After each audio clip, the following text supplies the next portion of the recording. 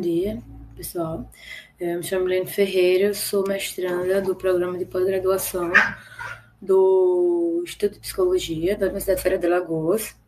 Então, eu sou da psicologia, eu vou fazer minha autodescrição. Eu tô com a camisa, eu sou uma mulher branca, cabelo curtinho, uma camisa preta em um fundo verde. Então, a introdução do meu um projeto de pesquisa, na verdade, mais do que uma pesquisa propriamente dita. Ele é intitulado de A Filosofia na Psicologia, uma relação dependente. A princípio, o objetivo que eu almejo com essa reflexão é investigar a possibilidade de uma dependência imanente entre a psicologia e a filosofia, especificamente uma dependência da psicologia em relação à filosofia. Como isso se dá? Na constituição da psicologia enquanto um campo científico e a sua institucionalização, até os dias de hoje, é propagada a ideia de que ela necessita se desvincular da filosofia para alçar o seu estatuto científico, né? Criar uma roupagem científica para a psicologia se constituir enquanto um campo autônomo. E isso nos leva a pensar nas implicações a respeito das noções que são produzidas em torno da filosofia. E isso está mais ligado necessariamente ao debate metafísico presente na psicologia, como se a metafísica invalidasse, na verdade, toda a proposição psicológica a respeito de qualquer possível debate. E isso nos leva a pensar que há uma redução da filosofia à metafísica, como se ambas fossem sinônimos, e não necessariamente. A gente sabe que a metafísica compõe um dos campos investigativos da filosofia. Mas quando pensamos nessa necessidade de desvincular a filosofia da psicologia, a psicologia, perdão, da filosofia, isso me fez pensar no que é produzido a respeito da filosofia e o que é em relação à redução à metafísica. Isso porque no dicionário básico de filosofia do Japiaçu e do Marcondes, quando eles falam sobre a metafísica, eles citam mesmo que a partir da modernidade, a metafísica ela foi passando a ser deixada de lado. As discussões em torno do ser, né, da ontologia, são deixadas de lado e entra mais em vigor, digamos assim, as discussões a respeito da consciência e da subjetividade. E isso é notório nos dias de hoje. Há um fortalecimento muito maior, inclusive no período contemporâneo. E essas discussões metafísicas, elas acabam criando um rechaço, as pessoas acabam criando um rechaço em torno da metafísica. E quem são necessariamente essas pessoas? No século XX, a gente vê muito um debate, uma intensificação do debate até o dia de hoje sobre a filosofia da ciência, né? Que se preocupa justamente em o que pode ser considerado científico ou não. Então, as discussões epistemológicas estão mais em vigor, entram mais em destaque.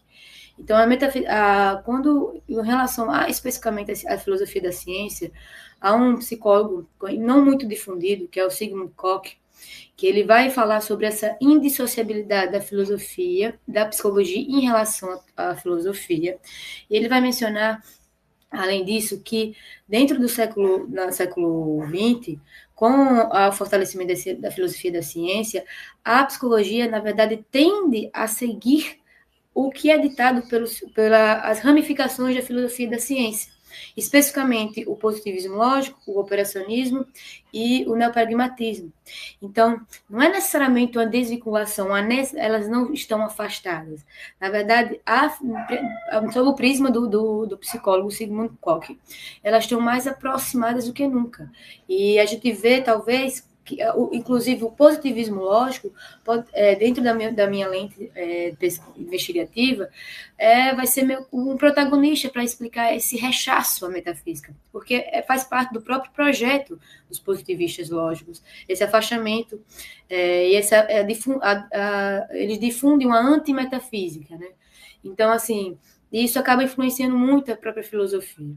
E quando a gente entra nessa discussão entre elas, além da filosofia da ciência, que vai investigar esse escopo científico, tem também a intensificação da filosofia da mente, e que vai pesquisar questões a respeito que é fundamental o problema da consciência, e não dá para pensar, inclusive, a psicologia sem pensar o problema da consciência. É um alvo muito rico e fundamental para a própria psicologia, assim como para a filosofia da mente. E justamente por causa disso, junto da filosofia da mente, acaba entrando também as neurociências, a inteligência artificial e a psicologia cognitiva, que juntas vão formar o que a gente conhece hoje por ciências cognitivas. E o molde de cada uma delas é justamente, o referente de todas elas é justamente a ciência, que dita todo o escopo investigativo desses outros campos do saber. Então, assim, elas vão investigar justamente questões que já estão em pauta hoje, mas sempre estiveram presentes nas discussões filosóficas, né? A questão da subjetividade, da consciência, da mente. Não são objetos novos investigativos, na verdade, há muito tempo difundido dentro da própria filosofia, e isso acaba sendo a psicologia acaba, digamos assim, se construindo ainda praticamente com os mesmos problemas filosóficos. A gente tende a pensar que, justamente para que resumidamente, para que a psicologia se forme enquanto campo de saber autônomo, como foi a sua institucionalização, é necessário cada vez mais esse afastamento da filosofia. Mas se a gente for avaliar o que é produzido dentro da filosofia da ciência e dentro da filosofia da mente, como o próprio Koch afirmou, a psicologia está cada vez mais alicerçada nos paradigmas filosóficos desses próprios campos. Então, a minha ideia justamente é investigar, pensando nisso, não é um afastamento da psicologia em relação à filosofia. Na verdade, é um fortalecimento cada vez maior da psicologia em relação à filosofia. Então, é uma dependência praticamente imanente, não dá para pensar a psicologia sem pensar no que é produzido dentro da filosofia. Então, esse é o meu objetivo central, é investigar a possibilidade de uma dependência imanente da psicologia em relação à filosofia, a partir de uma análise da transposição dos paradigmas filosóficos aos problemas da psicologia, especificamente os paradigmas filosóficos produzidos no século XX, porque tem que ter um recorte mais específico. Então, esse é basicamente o desenho do meu campo investigativo a respeito dessa relação entre a psicologia e a filosofia. Finalizo aqui a minha exposição, grato pela atenção de todos.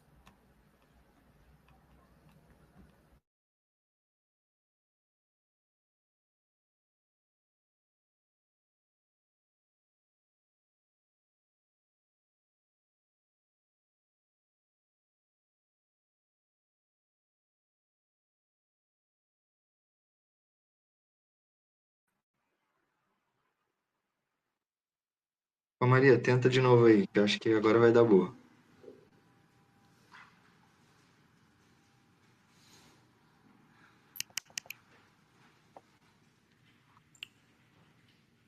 E se não der, eu continuo daqui.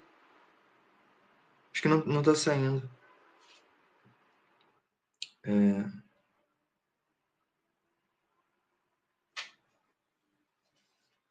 Bom, vou passar a palavra para o Gabriel, então. Se tiver tudo ok, Gabriel, só faz um positivo e eu te coloco aqui. Então show de bola.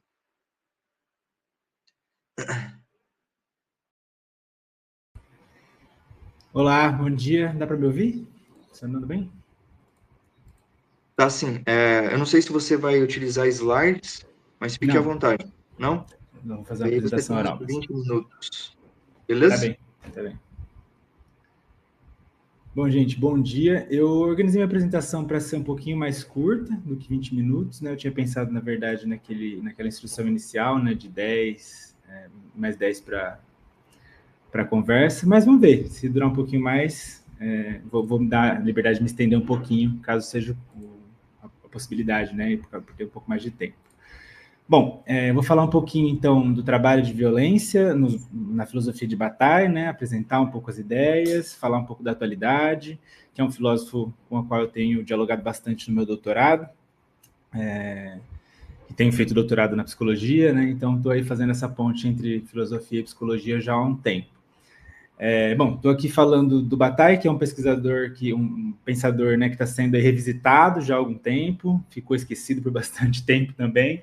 francês, ele é da segunda metade do século XX, 900, um pouco da primeira metade também, né, de 1940, 1950 ali. Ele é revivido um pouco pelo Foucault, né? O Foucault profetizou ali nesse momento de reencontrar a obra do Bataille que ele vai se tornar cada vez mais relevante com o passar do tempo. E acredito que a obra dele, hoje em dia, tem se tornado, de fato, mais relevante e mais significativa. Então, eu vou falar um pouquinho de trabalho e violência, os mundos do Bataille, né? Ele vai definir assim, como o mundo do trabalho e o mundo da violência, e a atualidade deles. Apesar de ser um autor tanto complexo, ele traz algumas lentes poderosas para a gente enxergar o mundo de hoje.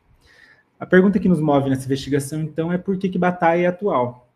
E a resposta simples é que ele nos ajuda a justificar uma série de fenômenos que a lógica tradicional não consegue explicar, e a complexa é que a sua filosofia desvenda as dinâmicas mais profundas da natureza humana e da sociedade. Assim, né? Em alguma medida, ele tem uma certa ideia de economia geral bastante diferente do que a gente está acostumado a estudar.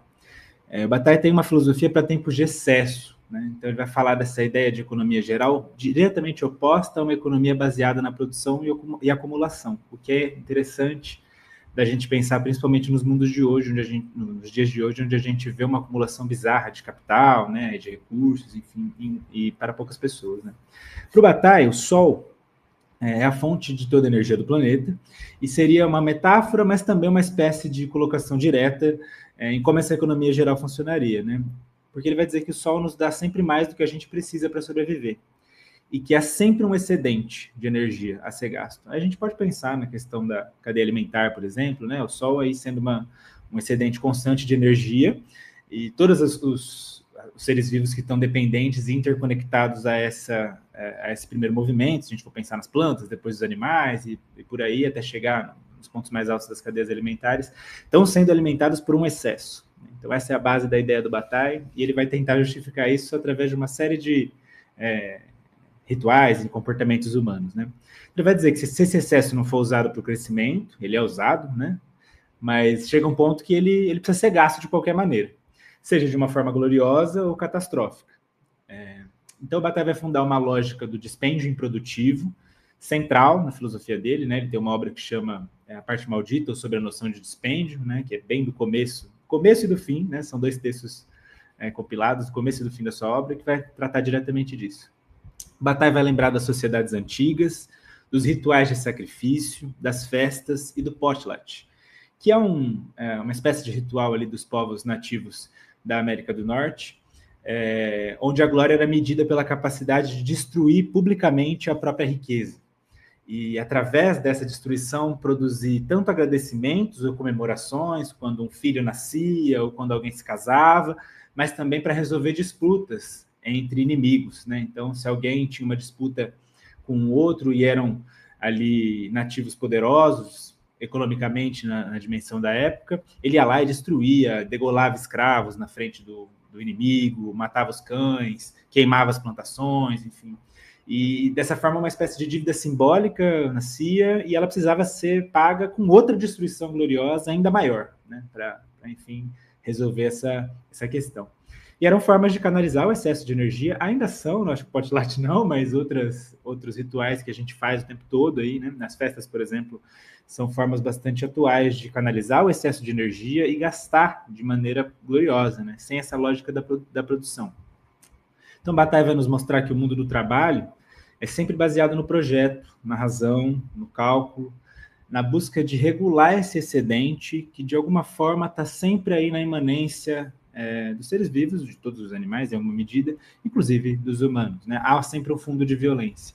E esse mundo do trabalho vai existir, inclusive anterior até a linguagem, no Bataille e tal, ou simultâneos em alguma medida, para nos distanciar dessa origem animal e da violência do instante, permitindo que a gente sobreviva, perdure, que a gente não se aniquile, que a gente não esteja o tempo todo em guerra, apesar de alguma medida estar, né? E isso é até confirmar a filosofia do Bataille, mas aí está todo um pensamento de se essa guerra é acumulativa ou não, que tipo de dispêndio é produzido aí, são questões que eu tenho desenvolvido aí um pouco. Mas há uma necessidade de gasto improdutivo constante, né? Essa necessidade não desaparece mesmo com o trabalho, mesmo com as modificações do trabalho, que é a existência constante aí desse mundo do cálculo, da regulação desse excedente, da tentativa de acúmulo e principalmente de pensar o futuro. Dá para fazer essa divisão direta assim, no Bataille, né? Há um mundo do trabalho, da produção, do cálculo, da razão, um mundo da violência, que é do excesso, da transgressão, da dimensão do sagrado. E para compreender a condição humana em Bataille, a gente precisa colocar esses dois mundos em uma tensão permanente, uma espécie de tensão permanente. Sempre aí se impedindo, se interditando, se transgredindo, mas impossíveis de desaparecer tanto um completamente quanto o outro, né? A gente não consegue perder isso. A gente vê muito isso hoje, por exemplo, quando, por mais que as pessoas estejam aí trabalhando muito, fazendo tudo que podem, ainda há um espaço, e às vezes, inclusive, privilegiado nessas vidas, por mais precárias que sejam, socialmente ou economicamente falando, para o desperdício, seja ele qual for, né? Seja através da festa, seja através do luxo, enfim. Há sempre um espaço para o desperdício que não é perdido de vista. Bom, aí tem uma certa problemática, e o Bataille vai fazer essa leitura histórica, de que a nossa sociedade tem se tornado cada vez mais utilitária, né, e cada vez mais produtivista. E está reprimindo, de formas cada vez aí mais modernas, inclusive, é de se pensar o quanto que a internet não está nesse jogo, o quanto que as redes sociais não estão nesse jogo, mas também o novo capitalismo, esse capitalismo modernizado, que está impedindo os dispêndios improdutivos, como eram antes, mas está produzindo outros modos, né? Então, o luxo e a ostentação durante a ascensão da burguesia são tornados vergonhosos em alguma medida. Hoje, isso parece estar mudando de novo, mas o Bataille vai dizer que, antigamente, se a gente pensar, por exemplo, na sociedade grega, grandes festas, grandes rituais, enfim, eram feitos para a população toda, como um todo, né? Inclusive as pessoas que não eram ricas ou que não eram abastadas, pelas pessoas que tinham esse excedente, pelos comerciantes, né? Enfim, por donos de terra e tudo mais. Então havia uma certa comunidade, um compartilhamento da possibilidade do dispêndio improdutivo que tem desaparecido aí na ascensão da burguesia, onde o luxo, a ostentação vai se tornando uma coisa assim mais vergonhosa, vivida em quatro paredes. A gente pode pensar em alguns escândalos atuais e o quanto isso também não acontece, fechado apenas entre eles, né? E o que produz isso, né? Porque há uma série de consequências quando a gente pensa em uma vida dispendiosa e improdutiva, quando ela vai se tornando cada vez mais fechada, mais cerceada, porque todos temos a necessidade de despender, né, improdutivamente, de gastar sem utilidade, mas isso tem se tornado uma coisa cada vez mais seletiva, mais selecionada, mais envergonhada, mais escondida. Isso gera uma série de consequências, né? Porque o excesso de energia vai encontrar um caminho em manifestações mais sombrias e catastróficas. A gente poderia pensar nas crises sociais, na guerra constante, na violência que a gente vê o tempo todo. São manifestações desse dispêndio improdutivo, né? Volta e meia, bom, basta ligar aí o noticiário 6 da tarde, sei lá, que o que a gente vai ver, sem falta, em excesso, é episódios de violência em todos os tipos de classes sociais. Mas dá para se pensar se não está havendo aí uma espécie de fechamento dessa possibilidade de um dispêndio glorioso, né, de um dispêndio que seja assim comum, que seja capaz de afetar todos, por exemplo, os rituais, o sagrado, as festas, e que vai se tornando então violento, cada vez mais violento, né? Uma energia precisa ser gasta, isso vai ter que sair de uma forma ou de outra, e sai das formas mais sombrias e catastróficas, né? Uma energia que poderia ser canalizada de outra forma, que poderia ser canalizada através do jogo, de atividades que o Bataille vai chamar soberanas, né, que tem a ver com esse fundo de violência, de negar o mundo do trabalho o tempo todo. O projeto para o Bataille é muito importante, né? É preciso que o mundo do trabalho exista e coexista com o mundo da violência. Mas quando ele se pretende a ser negador, totalizante, aí a gente perde alguma coisa que é imperdível, né? O Bataille vai dizer que é um esforço para se apagar essa dimensão da vida humana, mas ela não é apagável. E aí, as reflexões que eu tenho tido em volta disso é pensar como a guerra, na verdade, tem sido uma constante, né? O tempo todo tem guerra, o tempo todo alguém está fazendo guerra. E é muito curioso de pensar também que um dos países que está sempre envolvido nessas guerras, por exemplo, são os Estados Unidos, que é um país permanentemente ligado ao excesso, né? Um acúmulo de capital, enfim. E pensar como isso vai se se transformando na própria economia interna ou externa, o que a gente tem feito com o excesso, por que o excesso tem alguma coisa a ver com a política, mas também por que o excesso tem alguma coisa a ver com a nossa psique, né? O que acontece com a gente quando a gente não dá espaço na nossa vida para um dispêndio improdutivo, seja ele qual for, né? A arte é um modo de dispêndio improdutivo, os jogos são modos de dispêndio improdutivos, né, nas suas diversas manifestações, o gasto, né, o luxo, tá tudo a ver aí com essa relação, o sacrifício, né, seja ele do que for, a gente não consegue escapar dessas manifestações, mesmo que a gente as faça de forma envergonhada, de forma escondida, porque acredito que hoje e cada vez mais a gente tem uma supervalorização do que seria uma vida utilitária, uma vida que é 100% otimizada e que pode ocupar todos os espaços vazios, né? Que não gasta à toa para nada, para quase nada. E aí a gente vê, sei lá, a Virgínia com uma bolsa de 500 mil reais nos stories, essas coisas vão ficando e nos afetando assim, de formas bastante diferentes. Então há uma perda do sagrado, né? Uma retomada, um acentuamento dessa vergonha. E o Bataille vai diagnosticar a nossa época como uma época de hipocrisia, de vergonha, né? A gente tem mais a capacidade de produção, e, bom, estou falando assim de um diagnóstico da década de 60, né, que talvez esteja aí se perdurando de alguma forma e também se modificando, né? Acho que um pouco da minha leitura vai para pensar o quanto a acumulação também não está ganhando, e se não é acumular uma forma de despender, de destruir ou de ver a violência acontecer. A gente tem mais capacidade de produção e acumulação do que nunca, mas a gente está perdendo, pelo menos assim, enquanto comunidade, ou enquanto população, a capacidade de celebrar e desperdiçar esse excesso de forma gloriosa. Porque que não...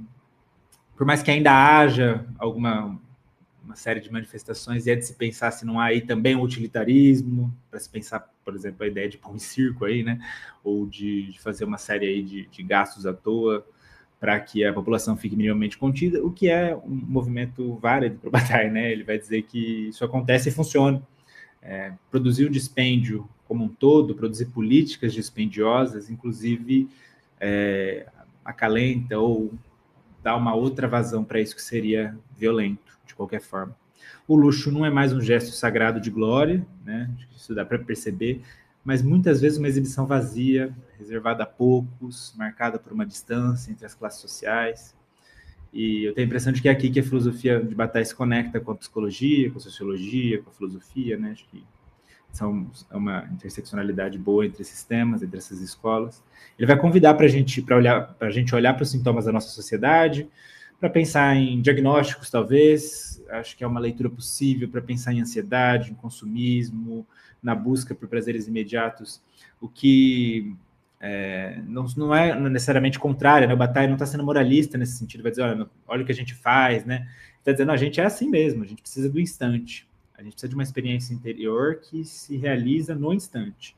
O mundo do projeto é importante. A gente precisa continuar vivendo, a gente precisa acumular para o futuro, né, para a sociedade e até para a raça humana se manter, procriar, enfim, né, não ser aniquilada.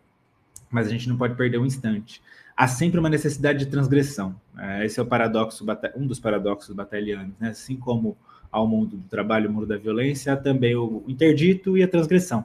Ambos se implicam, né? Só é a possibilidade de um interdito, e aí o Bataille vai dizer, né, o interdito da morte, o interdito do sexo, do erotismo, os interditos em volta, enfim, do sagrado, todos esses vão se relacionando com a nossa própria condição, uma condição de descontinuidade, onde o próprio indivíduo nasce a partir de uma distância, de uma separação, né? Esse é um pouco da base filosófica do Bataille, da ontologia dele.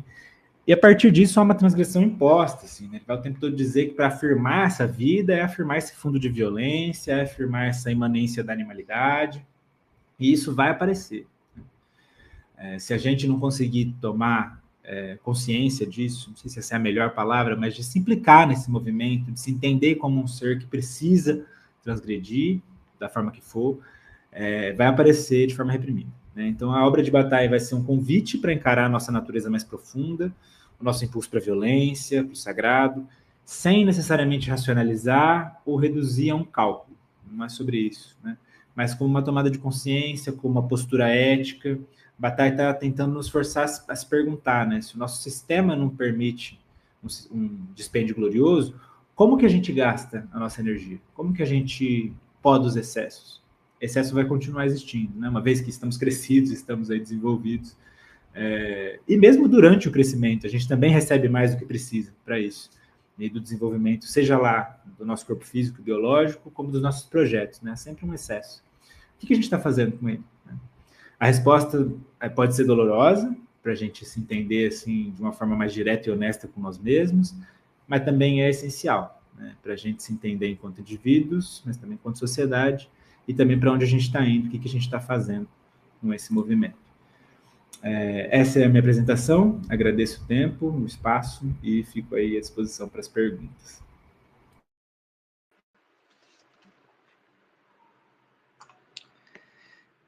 Gabriel, obrigado pela sua fala.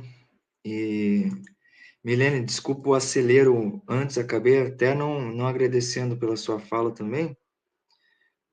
Agora eu vou passar a vez para o Virgílio. Se estiver tudo ok, Virgílio, dá um positivo aí que eu já te coloco aqui. Tá bom. Olá. Dá para me escutar?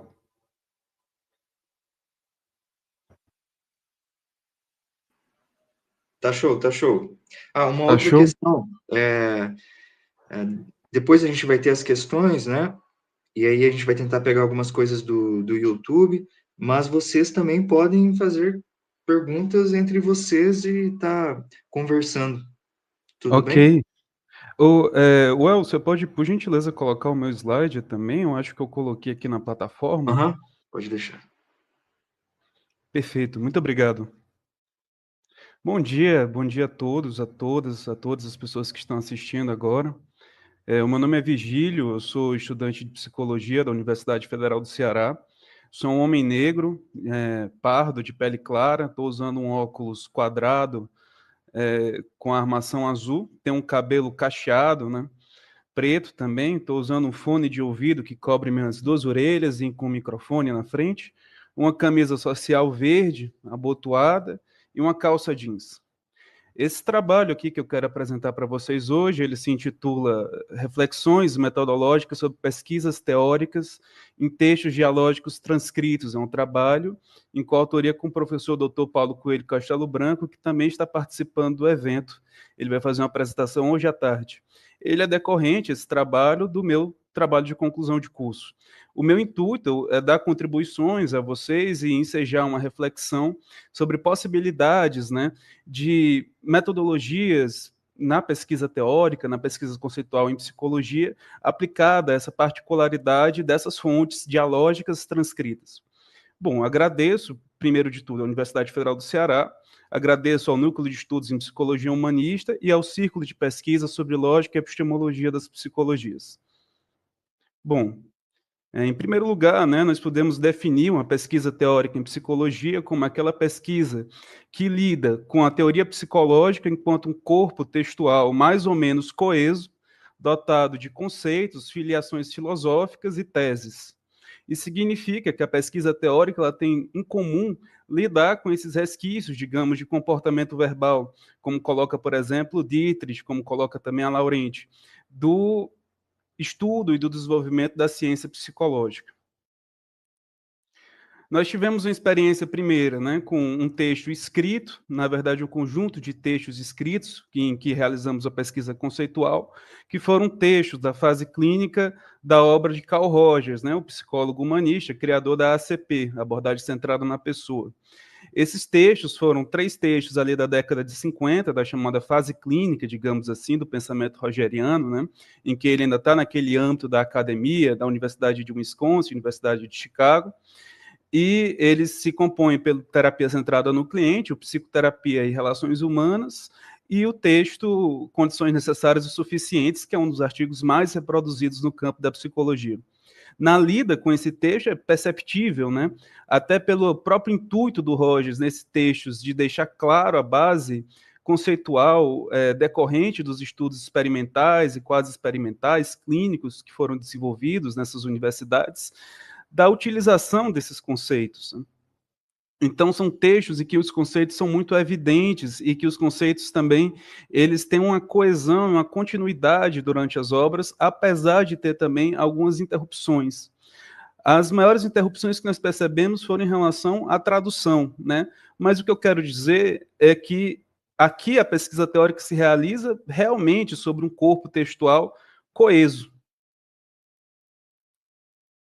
No entanto, o objeto de estudo, né, que nós assumimos no meu trabalho de conclusão de curso, em orientação do professor Paulo Coelho Castelo Branco, foi um diálogo que ocorreu entre o Rogers e o Skinner, o B.F. Skinner, o fundador do, digamos assim, do behaviorismo radical, né, dessa outra perspectiva de behaviorismo, em 1962. Não confundir esse diálogo com o debate de 57 que aconteceu na APA, que também é um texto muito reproduzido no campo da psicologia. Esse diálogo ele ainda não foi reproduzido aqui no Brasil, ele não tem tradução circulando dele, e ele só veio a ser transcrito em 1989 pelo Kirschenbaum, que é um dos biógrafos do Rogers, né, num livro chamado Carl Rogers Dialogues. Ele só se encontra em inglês no momento. E esse diálogo ele tem uma particularidade, né? Aqui eu apresento uma imagem para vocês, que é uma imagem de um jornal. Ao fundo desse jornal ele é azul. Em cima do jornal está escrito Psych Experts Here, especialistas em psicologia aqui. À esquerda tem uma ponte, né? E à direita tem um texto, né, que diz assim: um diálogo sobre controle do comportamento humano começa hoje. Essa é a imagem que eu estou apresentando nesse momento. Essa imagem, ela data de 11 de junho de 1962, né? Quando foi publicado num jornal, numa espécie de jornal de verão da Universidade de Wisconsin, a divulgação desse diálogo que ocorreria entre o Rogers e o Skinner. Em suma, a gente pode falar que esse diálogo ele durou 2 dias, né?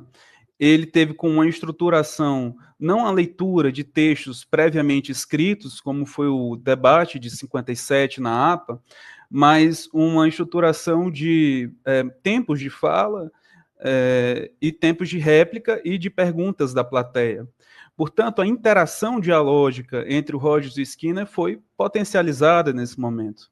Nós trabalhamos com a definição de diálogo, vindo da antropologia dialógica, do Crapanzano, que diálogo é um falar agonístico, ou seja, opositório, entre 2 interlocutores que ocorre um momento presente para eles, né? E aqui nós temos especificamente isso, nós temos o elemento presente colocado e temos o elemento também da fala, né? E não da leitura pública de textos previamente escritos. Essa imagem foi extraída do site da Universidade de Minnesota Duluth. Bom, vamos agora para as adaptações metodológicas que precisaram ser feitas, né? Nós estamos aqui nos referenciando pelo PICT, o Procedimento de Interpretação Conceitual de Textos, elaborado pela Laurenti, pelo Lopes também, pela professora Carolina Laurenti, professor Carlos Eduardo Lopes, num livro de 2016 chamado Pesquisas Teóricas em Psicologia. Mas nós precisamos adaptar esse método em razão dessa particularidade da fonte, dessa particularidade desse objeto de estudo, que é distinto do texto escrito. Trata-se de um texto transcrito de um diálogo. Bom, em primeiro lugar, a primeira adaptação que nos apareceu é que quem ocupa a estrutura conceitual em primeiro plano desse diálogo são as teses e não os conceitos.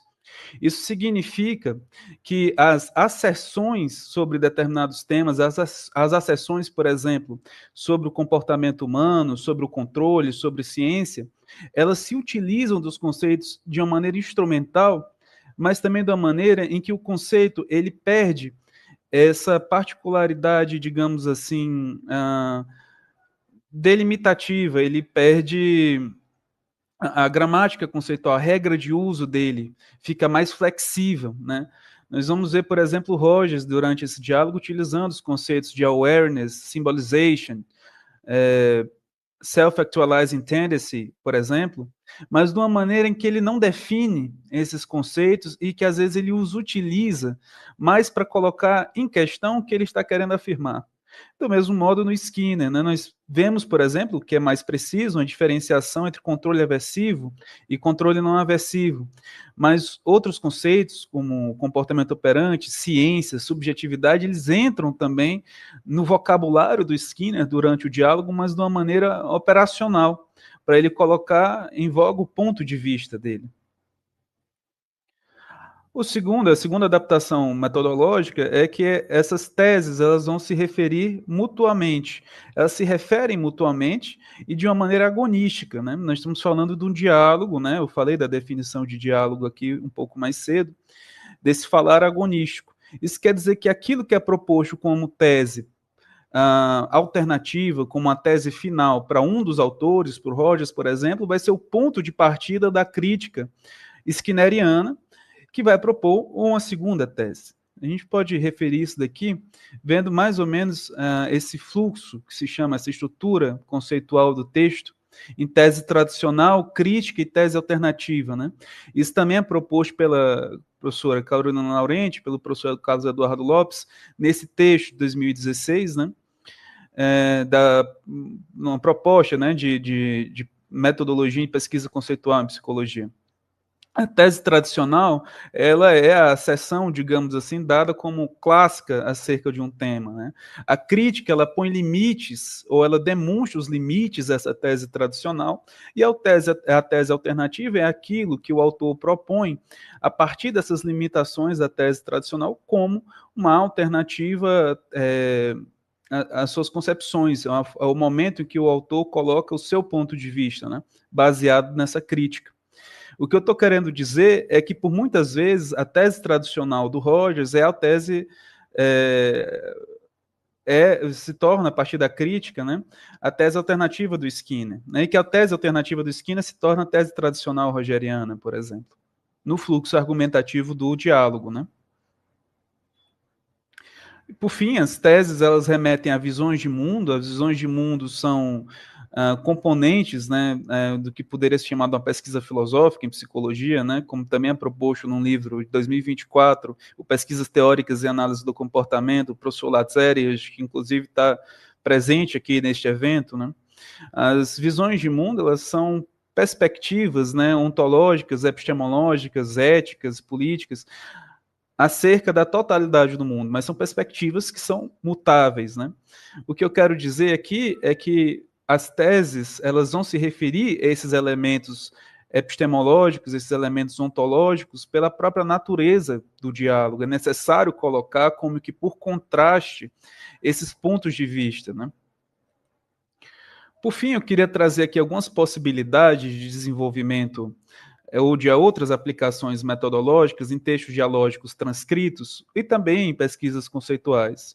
Primeira possibilidade, eu queria referir, né, a possibilidade do professor Habib, em que ele coloca também nesse livro de 2016, o Pesquisas Teóricas em Psicologia, um texto acerca das tradições e versões em psicologia e tradições e versões em filosofia. E esse texto ele vai falar basicamente sobre confusão conceitual, fontes da confusão conceitual em psicologia. A possibilidade que eu quero trazer aqui é de que se pode explorar essas confusões conceituais a partir dos aportes do professor Habib, né, quando ele fala desses termos, né, uma tradição que é o corpo, né, digamos assim, psicológico de uma escola, digamos, de uma totalidade supra-escolar, e as versões dessa tradição, dentro do behaviorismo, por exemplo, dentro do humanismo, né? Você teria a tradição, o humanismo, e você teria as particularidades das versões, da Gestalt terapia, a ACP, etc. Então, isso, né, assumir como componente de uma tradição algo que não pertence a essa tradição é um elemento de confusão conceitual que também aparece nesse diálogo do Rogers e do Skinner e que pode aparecer em outros textos dialógicos transcritos. Outra possibilidade são das pesquisas filosóficas, né? Eu trago aqui um texto do professor Lazzeri, de 2024, em que se explora mais a fundo, né, a questão das intertradições em filosofia e em psicologia. As comunicações entre esses dois, entre, por exemplo, o behaviorismo e o humanismo, né, expressos, evidentemente, por dois de seus expoentes, membros de versões particulares, né, do humanismo e do behaviorismo. Outra possibilidade que eu queria trazer é da chamada história filosófica da psicologia, que foi proposta, né, pelo professor Saulo Araújo, né, em que se explora justamente a relação entre filosofia e psicologia, né, enquanto a filosofia ela fornece também os pressupostos necessários para o trabalho psicológico, né, e que se poderia também ter esse tipo de enfoque no desenvolvimento da pesquisa em textos dialógicos transcritos.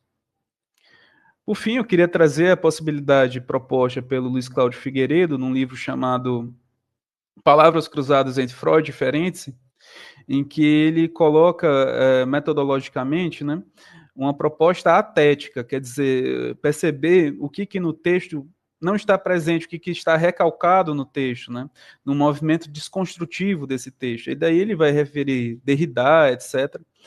E o que eu quero dizer aqui é que o texto transcrito, ele se refere, né, a uma desconstrução contínua, né, no diálogo. Bom, por fim, né, eu queria colocar a importância, né, desses desenvolvimentos. Nós temos muitos diálogos, nós temos na psicologia e textos transcritos também, pelos quais poderia se aplicar esse tipo de pesquisa. Eu queria finalizar com essa frase do Ariano Suassuna, de um texto dele sobre uma presença brasileira no Mensagem do Fernando Pessoa, né, Olavo Bilac e Fernando Pessoa, em que ele coloca o seguinte: vou mesmo mais longe a propósito desse capítulo das influências. Creio que toda obra que entusiasme ou simplesmente toque um escritor o influencia. Se ele é apenas um colecionador de ressonâncias, sua obra será uma colcha de retalhos onde se distingue claramente todas as vozes que ouviu. Mas se possui uma personalidade original, tudo o influencia, mas apenas no sentido de revelar a si mesmo virtualidades que se encontravam dentro de si, talvez adormecidas, mas presentes. A voz que ele escutou e que o entusiasmou será fundida no cadinho pessoal e particular que todo verdadeiro artista ou poeta possui. E, como dizia Montaigne, das abelhas, com pólen bebido em todas as flores, ele termina por fabricar o mel, que é somente seu. Essas são as referências do trabalho. Gostaria de agradecer, muito obrigado a oportunidade de estar aqui e podemos ir para as perguntas, né? Creio que ainda há algum tempo para a apresentação das perguntas.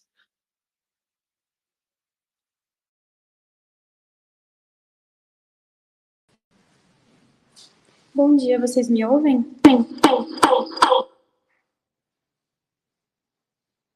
Não? Sim? Sim, ok. Bom dia, então gostaria de me apresentar antes. Eu sou a Maria Verônica, eu sou uma das monitoras aqui do congresso. Eu sou uma mulher branca, de cabelos curtos loiros, e vou aqui passar para a próxima apresentação. Virgílio, eu gostaria de te agradecer pela apresentação. Já tem perguntas no chat aqui, elas vão ser apresentadas posteriormente, a fala de todos. E vou passar a fala para o Leandro agora, caso ele já esteja pronto para apresentar.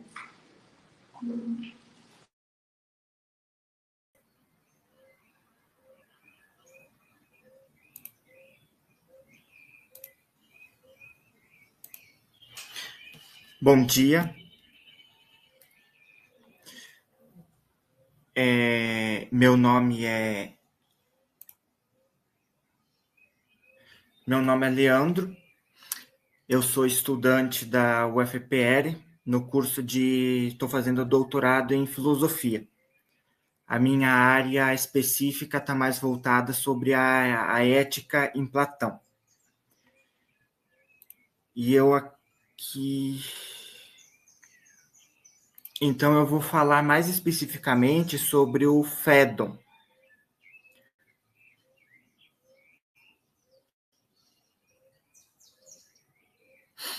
A ética do filósofo e as hipóteses das ideias no Phaedon de Platão. Só um minutinho. O diálogo do Phaedon acontece numa prisão em que Sócrates foi preso. E ele foi preso, as acusações dele foi que ele estava indo contra os valores da sociedade grega, tipo, influenciando os jovens a irem contra a sociedade grega da época. Então, por isso que ele foi preso, por causa das perguntas que ele fazia. E assim como todo diálogo de Platão, ele sempre tem um contexto e a discussão inicia a partir desse contexto.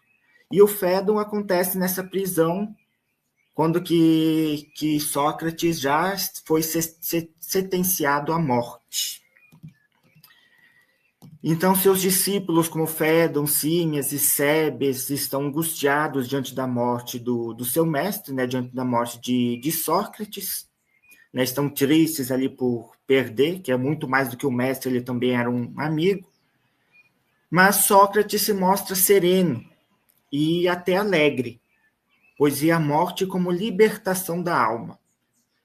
Então, Sócrates ele não vê a morte ali como algo ruim, como algo assim que deve ser evitado, mas como quase como que algo que deve ser buscado. Isso vai ficar mais claro quando que a gente vai decorrer a argumentação. Então, esse cenário fornece o contexto dramático e filosófico, né, que o objetivo central do diálogo justamente é discutir a imortalidade da alma. Esse é o tema central do diálogo. Então, para mostrar que a morte ela não é um mal, mas uma passagem necessária para o filósofo. E então, aqui eu vou destacar os principais pontos, né, de como que Platão entende a natureza da alma no Fédon. Né, que, como eu disse, cada diálogo tem seu contexto, né, então a alma no Fédon é descrita dessa maneira. Então, a alma ela possui uma realidade imaterial, né, ela não é da matéria, ela não é feita ela não é um corpo, digamos assim, como o corpo fisiológico. Ela é invisível, divina e imortal. E por isso que ela se distingue do corpo. Então, enquanto que o corpo pertence ao mundo sensível, ele é mutável e ela é sujeito à corrupção, a alma pertence ao inteligível, ela é eterna, semelhante às ideias, que são as formas puras. Então, Platão ele tem essas duas distinções de realidade.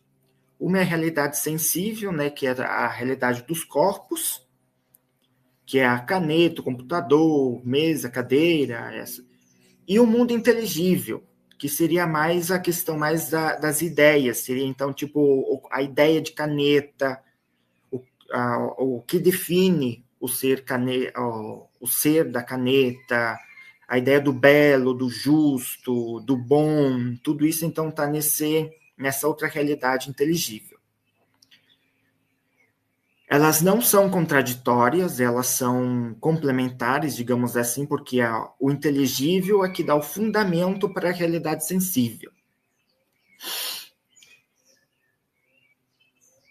Então, a função própria da alma é conhecer a verdade e conduzir o corpo segundo a razão. A alma aqui ela tem um protagonismo em relação ao corpo. É ela que deve conduzir o corpo para conhecer a verdade, para o conhecimento. E não o corpo conduzir a alma. É a alma que tem esse protagonismo. Só que também, ao mesmo tempo, a alma também depende do corpo. Né? Por exemplo, ela precisa manter o corpo saudável, livre de doenças, livre das necessidades como fome, sede, porque a dor atrapalha o conhecimento da alma. Então, ela também precisa satisfazer tanto as suas necessidades, né, que é essa busca pelo conhecimento, quanto também as necessidades fisiológicas do corpo. Então, a vida filosófica, descrita no Fédon, é um processo de purificação, no qual o filósofo se desapega dos prazeres e perturbações corporais para manter a alma próxima de sua essência. Que é aquilo que eu estava falando antes sobre a questão de manter o corpo equilibrado nas suas necessidades, para então a alma se distanciar dessa realidade mais sensível para chegar mais perto possível do inteligível. É isso que se chama purificação, que é justamente livrar a alma desses desejos dessa realidade sensível. Em resumo, a alma é aquilo que dá vida ao corpo, mas sua verdadeira natureza não depende dele. Ela pré-existe, sobrevive à morte e busca o convívio com as ideias. Então, a alma ela é imortal, mas o corpo ele é mortal. Então, por isso que, para Platão, no Fédon, não faz sentido você buscar alguma coisa que vai acabar. Por exemplo, o dinheiro, é uma coisa que vai acabar quando o corpo morrer. Você não vai poder aproveitar mais. Então, não faz... No Fédon, essa que está a discussão. Não faz sentido você buscar aquilo que perece. Você tem que buscar aquilo que não perece, que é justamente as ideias, o conhecimento. Porque mesmo depois que a alma morre, é ali que ela vai encontrar o conhecimento verdadeiro, que são as formas. Ela vai estar em contato direto com as formas ou ideias. E enquanto que ela está ligada ao corpo, ela consegue perceber apenas uma parte dessas ideias e não a totalidade dela.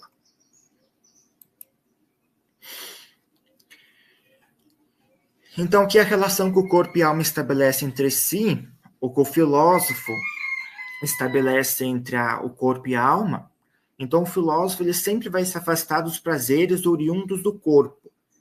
Tem os prazeres que se originam no corpo, que são justamente, a gente pode chamar dos prazeres da realidade sensível, que são os prazeres da satisfação do alimento, a satisfação da sede, a satisfação do frio. E então deve se afastar desses prazeres mais fisiológicos ou mais físicos, como também o prazer de ter dinheiro, por exemplo. E o foco, então, vai estar mais no cultivo da alma e da virtude. Em outras palavras, como eu estava dizendo antes, daquilo que não perece, daquilo que é eterno.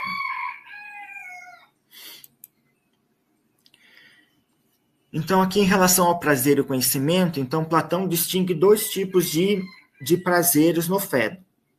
Tem aqueles prazeres que se originam no corpo, que eles são aqueles prazeres efêmeros e perturbadores, como está dizendo, aqueles prazeres que se originam da sede, da fome, do frio, e os prazeres da alma, que são aqueles ligados ao saber e à sabedoria. Então, aqui vale dizer que, mesmo os prazeres que se originam no corpo, eles também são sentidos na alma. Não é por ele se originar no corpo que ele vai só ser sentido na alma. A alma é a alma que sente o prazer. O corpo, por si mesmo, ele não consegue sentir o prazer. Ele manda... o que acontece no corpo é um movimento, chamado de movimento de preenchimento ou movimento de esvaziamento, que vai chegar na alma. Esse movimento vai chegar na alma, e aí a alma vai interpretar esse movimento como prazeroso ou doloroso, dependendo se for de preenchimento ou se for de esvaziamento. E o interessante aqui também é que Platão, no Fédon, ele coloca que existe um prazer do conhecimento. Quando que você adquire um conhecimento, você sente prazer ao adquirir esse conhecimento. E esse prazer, ele não é um prazer de preenchimento, porque ele não... No Filebo, essa discussão é aprimorada, que é justamente o tema da minha tese. E aí, lá no Filebo, esse prazer da aprendizagem, esse prazer do conhecimento vai ser discutido com mais afinco.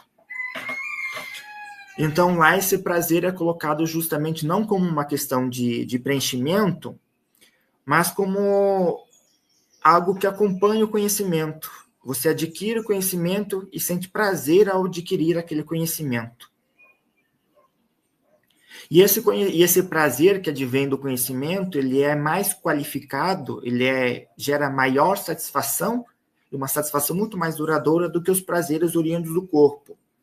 Mas, novamente, saliento aqui que não é todo o prazer do corpo que deve ser evitado, né? Porque os prazeres necessários, tipo as necessidades fisiológicas, elas devem ser buscadas na medida em que mantém a alma disposta a buscar buscar o conhecimento.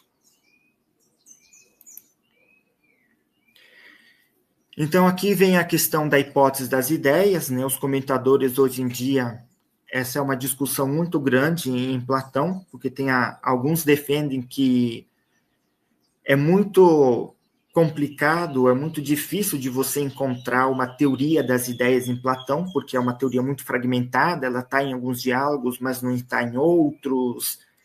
Então, é algo que ainda está sendo discutido nos comentadores contemporâneos. Mas no Fédon, por isso que está escrito hipótese, né? Porque não é exatamente uma teoria, porque não tem uma estruturação. A gente não percebe uma estruturação clara nos diálogos de Platão. Então, o conhecimento, ele não vem dos sentidos, ele não provém dos sentidos, mas da alma. É a alma que produz conhecimento. Esse é o primeiro argumento para se provar a imortalidade da alma. Então, aqui são 4 argumentos que o Phaedon coloca para provar a imortalidade da alma. E o primeiro, então, é justamente que esse conhecimento não vem dos sentidos, mas da alma. É a alma que produz o conhecimento. E a anamnesis, ou recordação, aprender é recordar o já conhecido. Então, para Platão, as pessoas elas não aprendem algo novo, tipo, do nada. Não é possível você aprender alguma coisa do nada. Você aprende aquilo que você, de certa forma, já conhece em algum grau.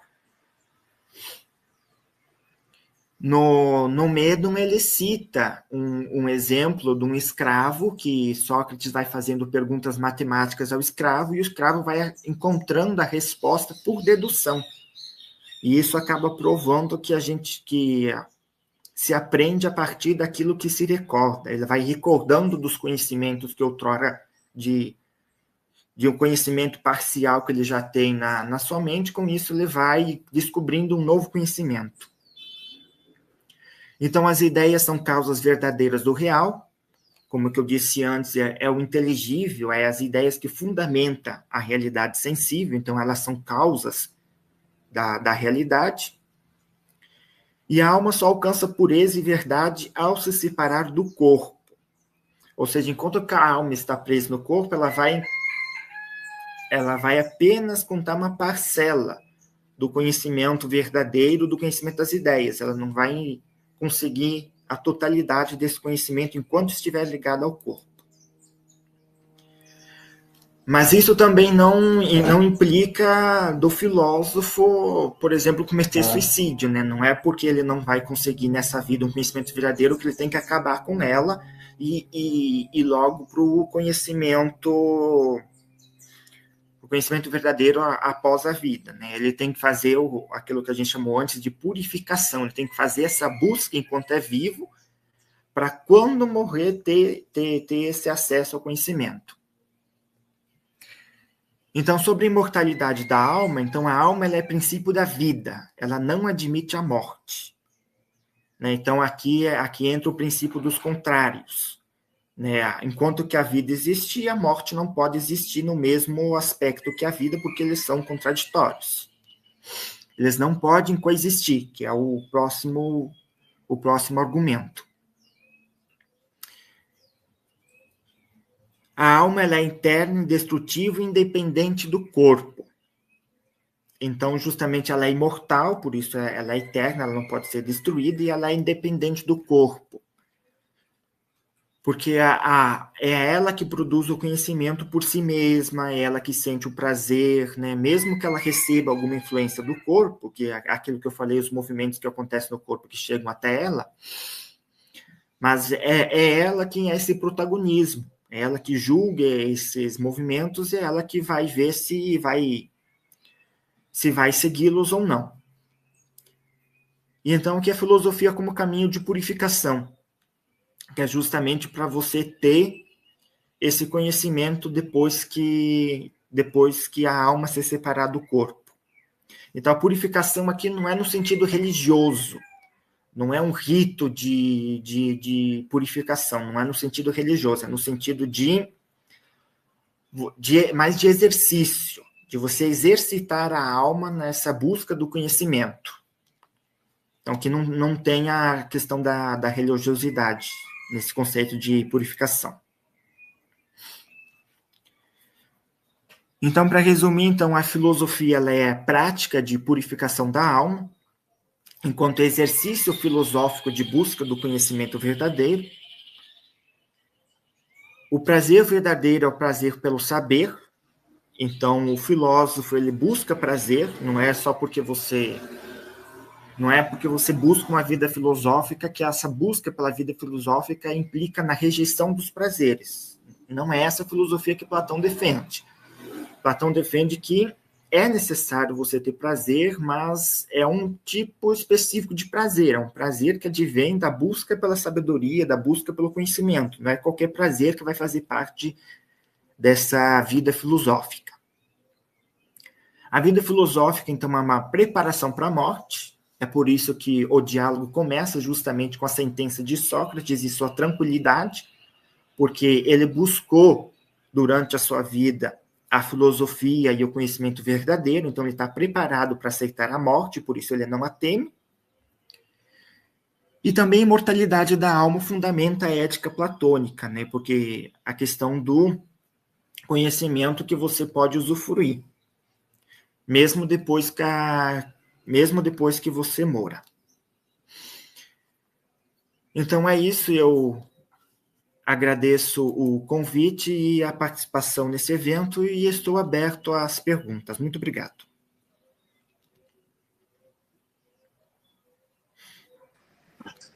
Muito obrigada, Leandro, pela exposição. Então, agora eu vou colocar todos os autores de volta aqui, para a gente conseguir fazer um diálogo juntos. E caso você tenham alguma questão, alguma pergunta para se direcionarem aos colegas, acho que todos os trabalhos se contemplaram de alguma maneira. E vou começar, então, pela uma pergunta do chat, aqui depois vou abrir para mais comentários, direcionada para o Virgílio. Deixa eu só achar ela aqui. Então, a pergunta é essa. A tradição em pesquisa conceitual apresentada costuma separar a pesquisa conceitual da pesquisa histórica em psicologia. Essa separação pode ser integrada de algum modo?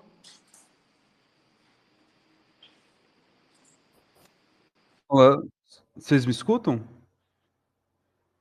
Okay.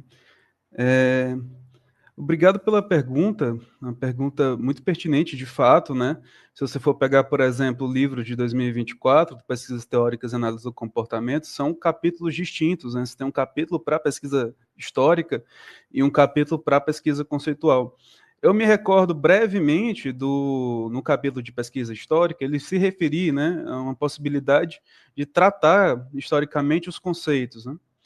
Tem uma tradição também na historiografia que é a do Koselleck, que é da história dos conceitos, né? Que também pode ser uma possibilidade. Mas eu diria que talvez a mais próxima, assim, do campo da psicologia é a proposta do Piaget, do método histórico crítico. O Piaget, ele tem um livro, assim, que é pouco divulgado e tal, que se chama Lógica e Conhecimento Científico. É uma espécie de enciclopédia, né? Em que ele dirigiu, e ele propõe nos 2 primeiros capítulos, né, uma diferenciação de tipos de epistemologia e depois uma proposta metodológica, né? Esse método histórico crítico, ele se utiliza da, digamos, sucessão de fatos, sucessão de posturas, sucessão de procedimentos intelectuais, empíricos do cientista para responder perguntas epistemológicas. E, portanto, você pode fazer, por exemplo, a investigação, né, utilizando como fiere, que é o termo que ele fala, né, o do devir científico, um conceito. Eu acho que essa é a proximidade assim, maior que se tem. Tem os trabalhos do professor Ricardo Lincoln Laranjeira Barrocas, né, que eu recomendo a leitura, do professor Paulo Coelho Castelo Branco também, e de alguns orientandos dessas pessoas que também trabalharam com esse método. Acho que é uma possibilidade.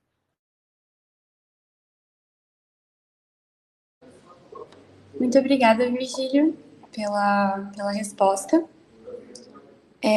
Eu também tinha mais uma pergunta para você, caso não seja demais já fazer uma seguinte da outra, mas eu me interessei muito sobre o seu trabalho numa perspectiva mais da pesquisa histórica, sobre essa metodologia e do formato dessas transcrições, desse texto em especial que você utilizou. Eu fiquei interessada se você teria algum pensamento sobre como essas transcrições poderiam ser feitas para esses termos não se perderem dentro da pesquisa. No sentido de, eu fiquei pensando como as transcrições muitas vezes são feitas cortadas certas partes para que elas fossem mais inteligíveis, né, na análise posterior, ou quando elas são mais fiéis ao discurso, dentro dessas duas possibilidades. Gostaria de saber se você tem algum pensamento em relação a isso. Obrigado, Maria Verônica, pela pergunta. De fato, é uma questão histórica muito interessante, né? Esse diálogo de 62, ele foi gravado em um conjunto de 7 fitas cassete, ou 9 fitas cassete, que não teve circulação, basicamente, circulou entre poucas pessoas. Eu não me recordo como é que o Kischenbaum teve acesso a esse material, né? Mas, salvo engano, tem essa gravação naquele Internet Archive, né? E daí talvez fazer realmente, né, um estudo, né, escutar, né, o áudio, né, e comparar com essa transcrição feita, né, ver quais foram os lapsos que foram retirados, né, os trechos confusos e tal. Eu me lembro de quando estava fazendo essa pesquisa, escutar, assim, alguns fraseamentos eram diferentes, de fato, né. Sobre essa, assim, se eu penso alguma coisa a mais profundamente sobre isso, eu diria que se há perda na tradução, na transcrição também há perda, né? A perda e a mudança de sentidos também. Isso é muito interessante, eu acho que é uma pesquisa futura muito bacana.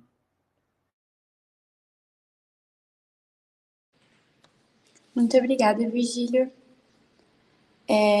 Deixo aberto aqui para caso algum dos autores quiserem fazer alguma pergunta entre si, se não, tenho perguntas sobre todos, achei todos os trabalhos muito interessantes. Eu tenho uma pergunta para o Leandro. Acho que pensando um pouco em como as pesquisas acabam se dialogando, né?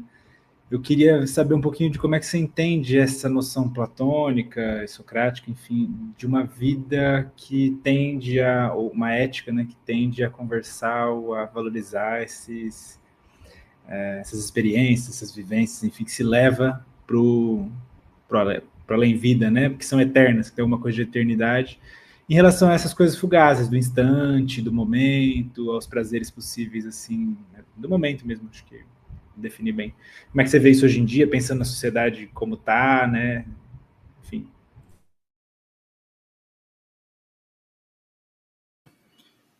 Deixa eu ver se eu entendi a pergunta. É uma espécie de aplicação da teoria ética platônica para os nossos dias atuais, é isso? Isso. Como é que você enxerga isso? Bom, vai depender, se a gente pegar os conceitos que a psicologia tem de hoje de prazer, então vai depender de cada pessoa, né? Que Platão ele criou essa ética mais objetiva, né? Mas hoje é uma questão mais subjetiva, depende das escolhas que cada indivíduo toma e das experiências que ele teve ao longo da vida. Então, vai depender muito de cada indivíduo. Se ele tem um interesse pelo conhecimento ou se ele não tem um interesse pelo conhecimento. Mas, ao mesmo tempo, mesmo que cada indivíduo tenha a sua individualidade, isso não quer dizer também que a gente não possa estimulá-los a buscar prazeres melhores. Né? Por exemplo, se os pais tiverem essa educação com os filhos desde pequeno, ou se no âmbito da escola, os professores de filosofia abordassem essa questão aos alunos, eles poderiam perceber que existem prazeres que devem ser buscados, porque eles vão ocasionar uma satisfação muito melhor do que outros prazeres, em relação a outros prazeres. Mas isso também é um grande desafio, porque hoje, na sociedade que a gente vive, a questão é muito imediatista, né? E a gente é bombardeado por muitos estímulos que chegam até nós. Então, realmente é um difícil muito grande colocar essa questão de buscar um prazer do conhecimento, né? Então, se você falar isso para as pessoas ou para um aluno, né, ele vai ficar assim, mas que prazer você pode pegar com conhecimento. Eles vão achar até estranho essa associação de prazer com conhecimento. Ainda mais hoje com os desafios que a educação tem, conhecimento é mais associado à dor do que propriamente ao prazer. Como que a educação é conduzida nas nossas escolas. Pela desvalorização dos professores e outros tantos desafios que a gente tem que enfrentar. Então, realmente é um desafio, mas também não é impossível. Tem essas duas realidades, mas também não é impossível você motivar uma pessoa a buscar o conhecimento. Ainda mais hoje, na questão política, por exemplo, isso é surpreendente, né? Se as pessoas tivessem um conhecimento, né, elas teriam um posicionamento político muito mais fundamentado.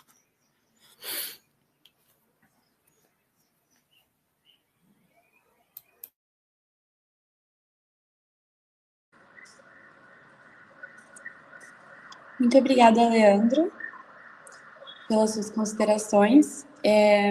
Um dos anotamentos que eu tinha feito, uma das anotações que eu tinha feito, era que os trabalhos de vocês tinham muita conversa mesmo, sobre essa questão que o Leandro comentou dos prazeres da realidade sensível, e que o Gabriel comentou sobre essa busca desses prazeres mais imediatos. Achei essa confluência muito, muito interessante, assim, foi muito fortuito vocês estarem apresentando no mesmo momento.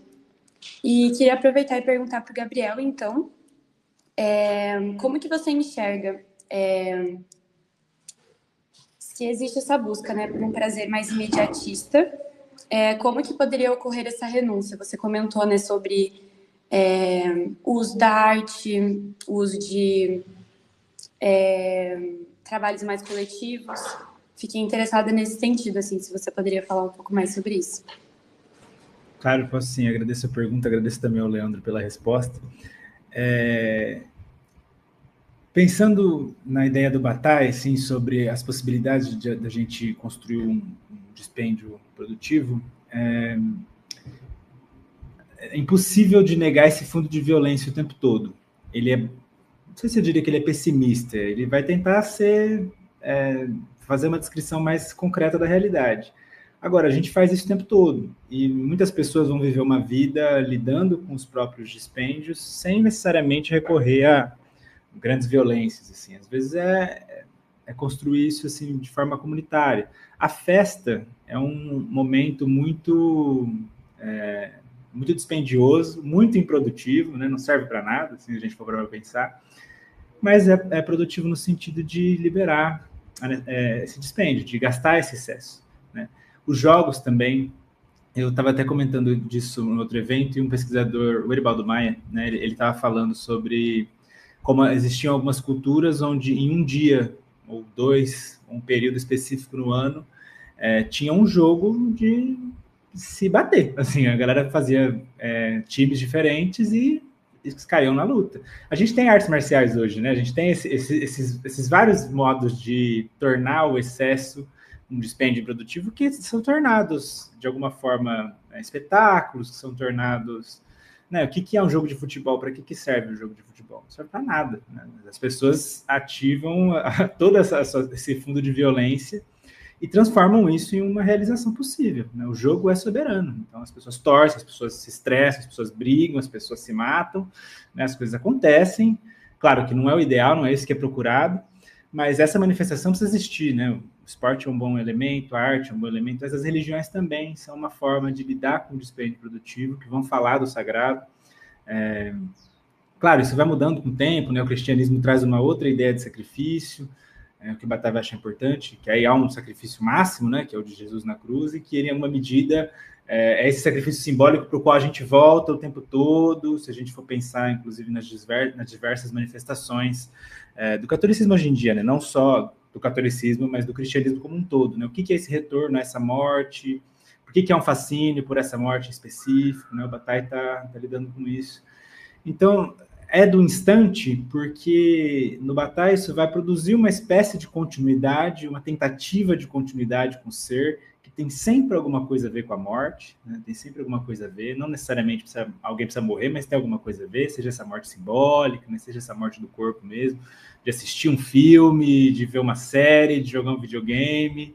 Essa discussão mesmo, né? As crianças que jogam videogames violentos ficam violentas. Para o Bataille, não. Para o Bataille, na verdade, se você joga um videogame violento, você está gastando energia, você está botando isso para fora, não necessariamente você vai precisar ser violento na sua vida, né? Você está lidando com isso de uma forma simbólica, simbolizada. Então, tem várias espécies, assim. A gente já faz várias dessas, né? O problema é que quanto mais reprimidas elas são, mais inacessíveis elas são, mais diretamente biológicas elas se tornam, e mais violentas elas se tornam também, né? Menos simbolizadas. Então, acho que tem sempre uma manifestação possível aí que não seja necessariamente destrutiva.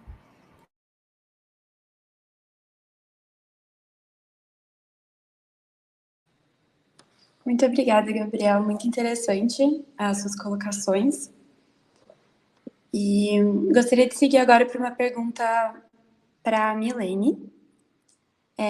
Gostei muito do seu trabalho, gostei muito das implicações, né, que você coloca dentro dessas duas áreas do saber, que englobam essas principais temáticas do evento aqui, filosofia e psicologia. E eu gostaria de saber se você tem alguma percepção de como que a ausência dessas discussões filosóficas pode impactar na praxis da psicologia. Você falou que tem um destaque especial para o século XX, né? Você teria alguma coisa nesse sentido, assim, para acrescentar? Muito obrigada pela pergunta. Pergunta muito interessante. E sim, completamente, principalmente pensando agora no século XX e agora com a entrada das práticas baseadas em evidências dentro do campo da psicologia, esse assunto está muito em voga, porque a gente tem que pensar nas implicações filosóficas em torno disso, porque quando alguns teóricos vão criticar a PBE dentro da psicologia, tende a dizer que há um esquecimento da filosofia, a ausência de considerações filosóficas no campo. Mas não é bem assim que isso se apresenta. Justamente pelo que eu apontei, que elas, na verdade, a psicologia e a filosofia não estão tão ausentes, tão longe uma da outra, na verdade. Não é comum a gente ver psicólogos cognitivistas e a galera da análise do comportamento citar autores do campo da filosofia e da ciência para alicerçar a sua fundamentação teórica. E quando entra, isso é muito comum a gente ver. É um conhecimento, uma prática, um alinhamento com as discussões dos filósofos da filosofia da ciência com as teorias da galera do cognitivismo ou da galera da análise do comportamento, apesar que ambos partilham de epistemologias distintas, né? Uns fazem críticas uns aos outros, né? Então, assim, ainda assim, eles estão, é o que eles vendem, que estão alicerçados num discurso científico e filosófico, justamente porque entram em debate com os teóricos da filosofia da ciência e da filosofia da mente. Então, tem amplas implicações na prática da psicologia, justamente nesse sentido, da gente pensar quais filosofias estão sendo produzidas e o que é que a gente entende por filosofia. E aí eu falo justamente quando eu cito a metafísica, porque quem está um pouco mais distante do discurso filosófico pensa que a filosofia se reduz apenas ao campo metafísico. E além de cometer este equívoco, também comete o equívoco de achar que a metafísica é um campo abismático, que só trabalha questões abstratas. Então, assim, há um rechaço muito grande por dois grandes equívocos, do que é a filosofia e do que é a metafísica. Então, assim, ter essa aproximação mais direcionada a essas questões faz a gente cometer muitos equívocos dentro da própria psicologia, sabe? Então, assim, são considerações muito... Essa minha proposta vai de encontro justamente com essa pergunta que você colocou, muito bem colocada, que é o debate muito, muito presente atualmente a respeito das práticas baseadas em evidência, do que é que a gente entende por evidência, e se é possível trabalhá-las dentro do campo da psicologia. Muito obrigada pela pergunta, Maria. Obrigada pela resposta, Milene.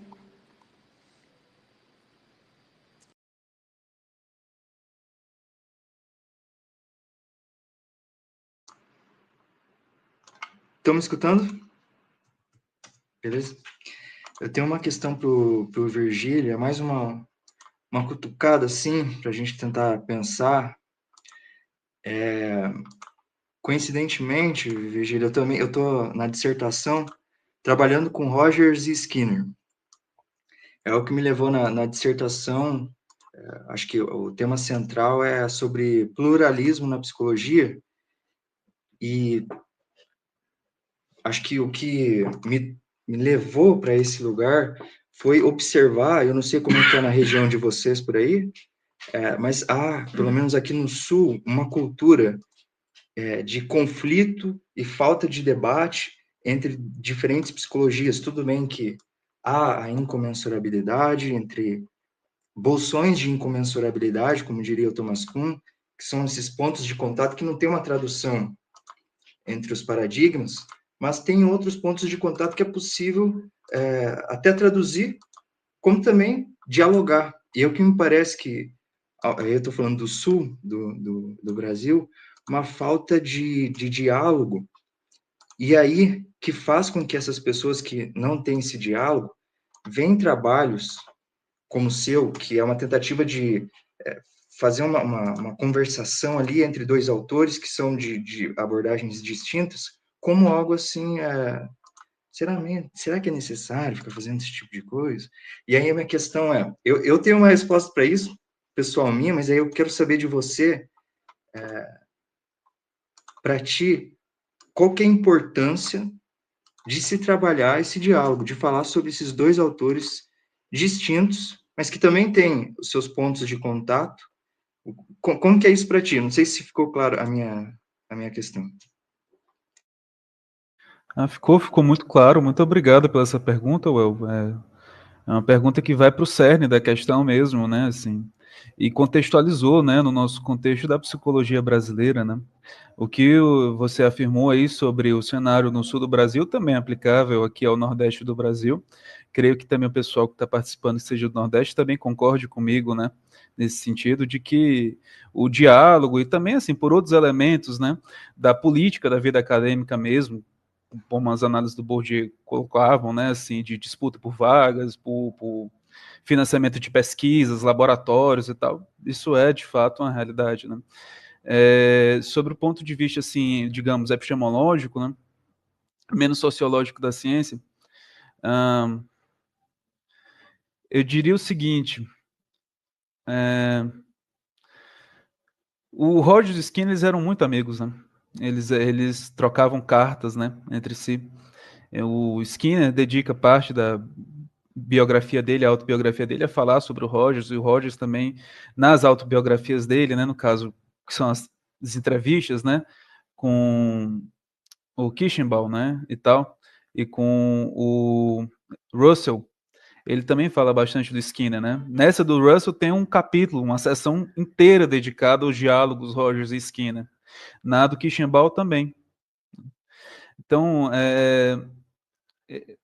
e quando eu fiz esse trabalho, esse TCC, né, eu coloquei ao final o termo irreconciliável, diferenças irreconciliáveis entre os autores. Né? E a professora Carolina Laurenti, que fez parte da banca, me questionou assim, por que você não colocou o termo inconciliável? Você colocou irreconciliável, né? Justamente para colocar essa dialética aí que você trouxe, Well, né? Porque existem pontos de conciliação durante o diálogo deles. Existem pontos em que eles concordam, sobre a visão de ciência deles, inclusive. Mas o Rogers, depois disso, ele tenta aprofundar isso para o campo do subjetivo, né?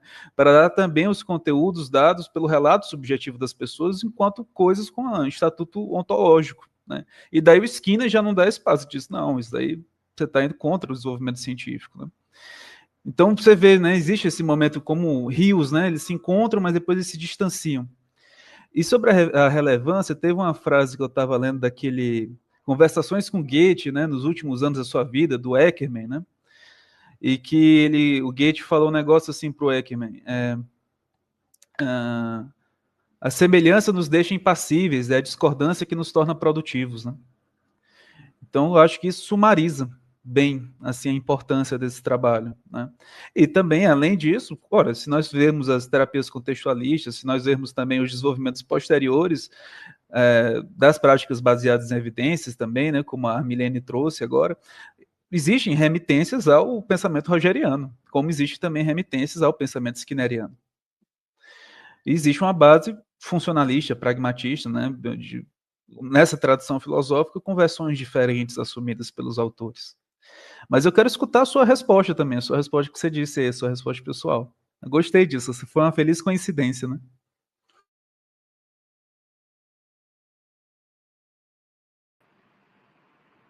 Deu certo? Tá escutando?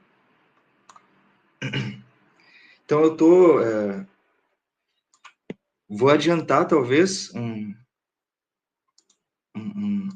termo aí que eu vou colocar na dissertação, estou prestes a defender ela, mas é um princípio que eu chamei de princípio de generosidade, que é o que a gente observa. Tem até um livro, desculpa o autor estar citando aqui, é Rogers e Skinner, alguma coisa na educação, que o cara, ele lê o Rogers a partir da lente do Skinner.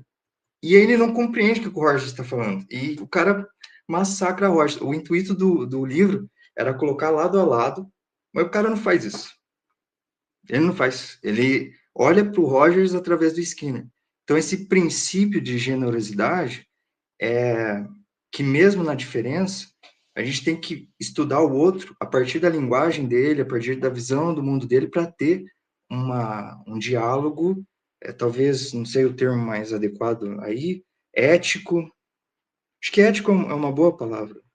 Que o que a gente vê não tem nada de ético. Você criticar o outro a partir da sua própria perspectiva, e aí você não entende a linguagem do outro autor. Então, pelo menos esse é o meu entendimento. E, de certa forma, é isso que eu estou tentando fazer com Skinner, aprender a linguagem dele, a partir dele, o que é difícil, né? Porque eu estou acostumado a seguir aí a CP, já estou com uma linguagem bem fortificada, então tem que me dispor dela, às vezes, o que é bem difícil. É isso. Eu posso fazer um breve comentário sobre essa fala do Well? Dá tempo? Eu não queria... muito bom. Eu anseio aí pela leitura da sua dissertação, né? O seu doutoramento? A sua dissertação. Certo. Da sua dissertação, eu acho que vai ser uma contribuição excelente. Esse princípio de generosidade, isso foi um termo realmente uma coisa muito criativa. Anseio por isso. Parabéns pelo seu trabalho, cara. Eu acho que é isso aí que você falou mesmo, concordo, assino embaixo contigo. E é difícil mesmo, é difícil pra caramba, porque na leitura do texto você vai começando a assumir o ponto de vista do autor, e daí depois você tem que assumir o do outro e tal. Muito bom, muito obrigado. E os debates, né, o diálogo parece que virou mais um espaço de fato, afirmação de poder, né, assim, do que propriamente com interesse epistemológico, né. O Leandro trouxe aqui o Platão, né, e tal, e os diálogos platônicos, eles, não sei a possibilidade hoje em dia, né, de ocorrer diálogos dessa natureza. O que você pensa, Leandro? Você pode ter a gentileza de repetir a pergunta, que eu não compreendi? Eu falei, assim, que a gente está falando dos diálogos, né, e que contemporaneamente os diálogos e os debates, eles têm se desinteressado cada vez mais na relação pelo conhecimento, né, é mais uma relação, digamos assim, midiática, né. Eu perguntei para você, né, sobre a possibilidade de ocorrência desses diálogos ao estilo platônico, digamos assim, na contemporaneidade, né? O que você pensa como condição de possibilidade disso? Primeiramente, eu creio que para isso ser possível, as pessoas elas deveriam separar o sentimento do conhecimento ou do diálogo.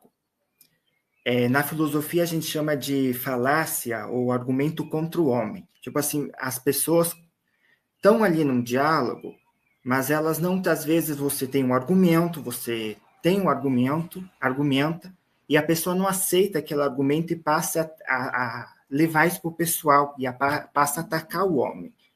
Então, é muito difícil por causa dessa questão que envolve o emocional da pessoa também, né? Que ela vai se sentir ameaçada, prejudicada, e aí acaba o diálogo e passa a ser uma disputa de poder, como você falou. Aí a dificuldade está justamente nisso, vai da maturidade da pessoa, se ela está disposta a essa abertura do diálogo, ou se ela está nesse confronto de poder. Aí vai depender da disposição de cada pessoa, o desafio está justamente nisso. Eu passei justamente por uma dificuldade nessa. Isso acontece no dia a dia, por exemplo, assim, quem vive num condomínio, acontece um problema, daí uma pessoa dá uma opinião aqui, outra pessoa dá uma opinião lá. Aí você expõe um argumento, a pessoa leva para o pessoal, aí já vira uma briga. Né? A questão, por exemplo, na sociedade, a questão das vacinas, né? E às vezes as pessoas também elas não estão dispostas a acolher o conhecimento. elas criam, por exemplo, tipo uma barreira, eu estou certa, você está errado, e vai ser assim para sempre. Então, para um diálogo acontecer, tem que ter essa disposição da pessoa uma disposição de abertura, a abertura ao diálogo, e também essa separação com relação à emoção. Né? Ela separar que a gente está aqui num diálogo argumentativo, num diálogo de conhecimento, e a gente não está numa disputa de poder para ver quem é mais forte, quem é mais inteligente, e assim não cabe sentir raiva, inveja num diálogo. Esse que é o desafio. Então, por isso que Platão ele tem uma certa razão quando diz que a discussão para um diálogo acontecer tem que ser uma questão entre iguais. Por exemplo, entre duas pessoas, digamos, intelectuais, ou duas pessoas abertas à produção de conhecimento. Porque se uma pessoa assim vai dialogar com uma pessoa que não tem essa abertura, ou, por exemplo, um filho vai ter dificuldade no diálogo com o pai, né? Porque tem a questão da autoridade, né? Vai chegar um momento que o pai vai dizer assim, eu sou seu pai, você tem que me obedecer, e aí acaba o diálogo. Aí o diálogo eu creio que é mais fácil de acontecer entre duas pessoas iguais. Não que seja, tipo, um pai e um filho também podem dialogar, se o pai também tiver abertura de quebrar essa barreira de autoritarismo, né, dele como pai, se ele tiver essa abertura, e de acatar o argumento que o filho está apresentando. Então, acho que esses são os desafios que a gente enfrenta no diálogo. Eu acho que o principal é justamente a pessoa estar disposta a essa abertura de dialogar.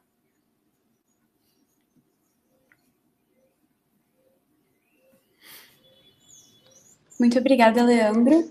Acho que com essa resposta final ficou bem claro assim, qual foi o intuito dessa apresentação de trabalho, dessa discussão final. Espero que tenha sido proveitoso para vocês e que sempre pensemos nesse intuito de chegar num diálogo platônico, seja de Platão, seja para Bataille, seja para Rogers Skinner, ou nessa confluência da filosofia e da psicologia no geral. E convido vocês para continuar no evento. A próxima fala vai ser agora às 14 horas. E queria agradecer imensamente a contribuição de vocês, a disponibilidade de estarem aqui, de terem feito o trabalho. E fica o convite também para continuarem a fazerem contribuições em eventos posteriores e consequentes, não posteriores. E muito obrigada.